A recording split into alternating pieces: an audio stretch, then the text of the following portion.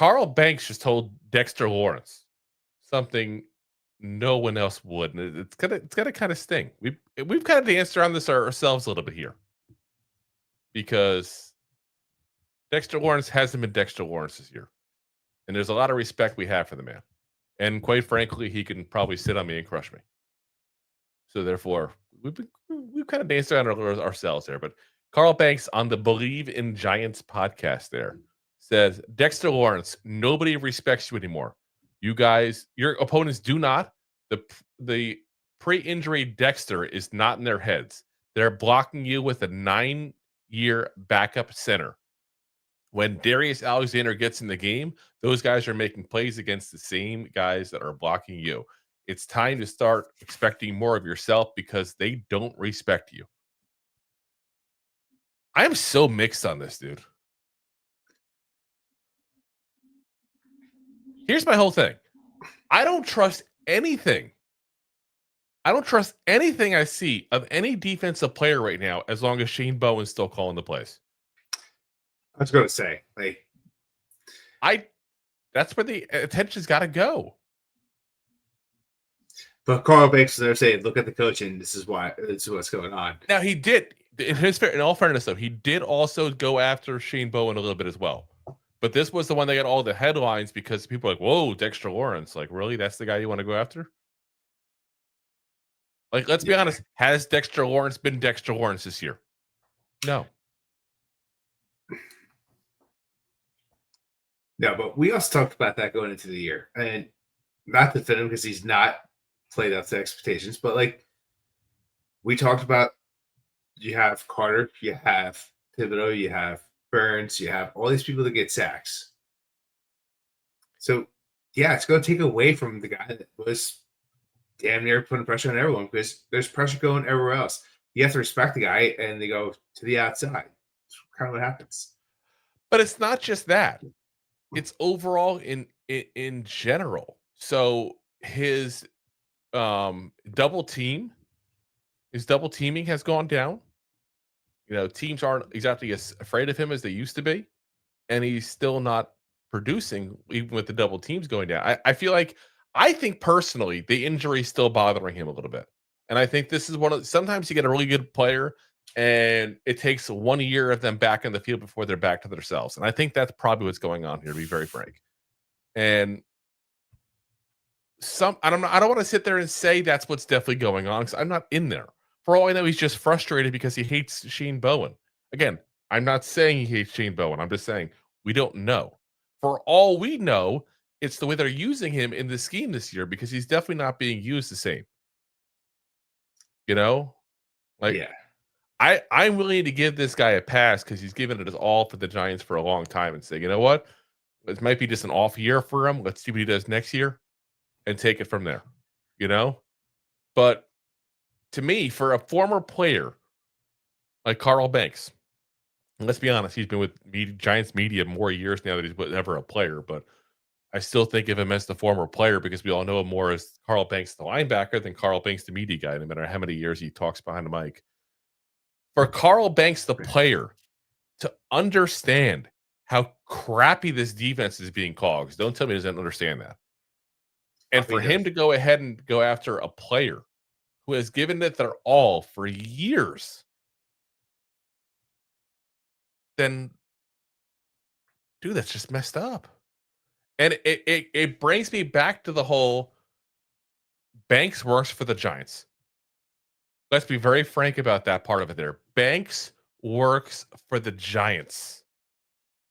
And if you knock Shane Bowen too much, you knock Brian Dable too much, you don't think the Giants are calling him up saying, dude, cut it out?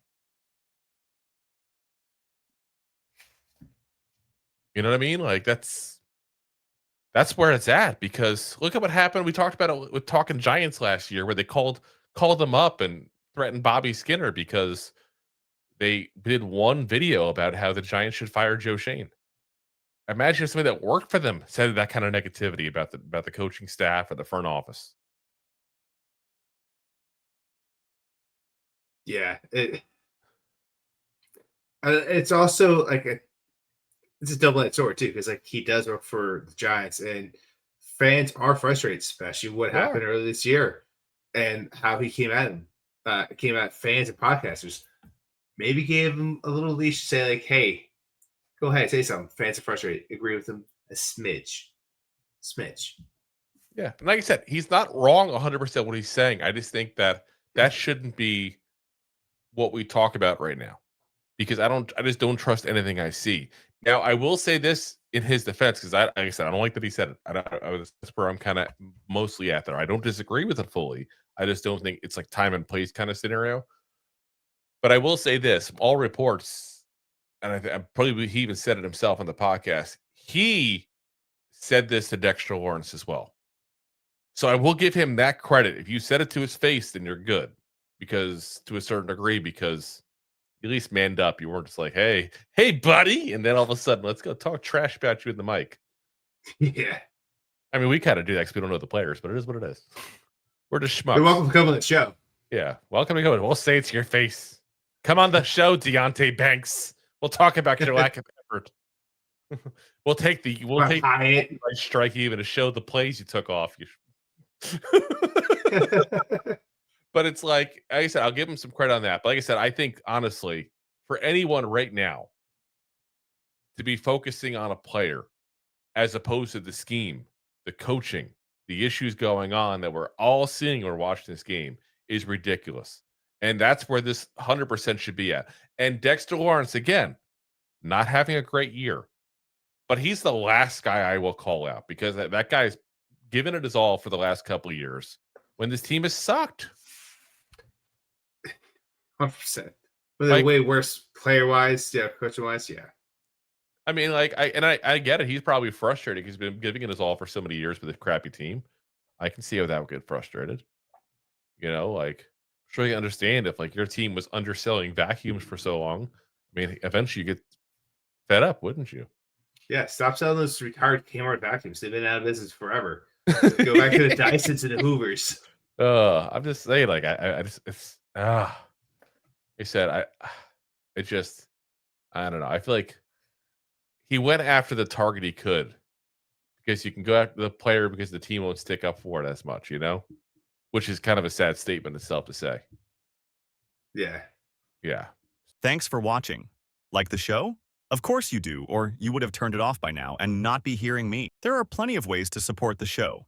YouTube is the best place to join us, and we offer memberships there with fun benefits like custom emojis and early access to video clips. Of course, there you can also send super chats and stickers to send one-time support payments. The best way to support the show is to buy these drunk idiots beers at buymeacoffee.com/2giantgoofballs. Along with one-time support payments, there are also monthly plans, so you can continue to help kill their livers each month. You can also show people that you are a goofball by visiting our store at 2giantgoofballs-shop.fourthwall.com.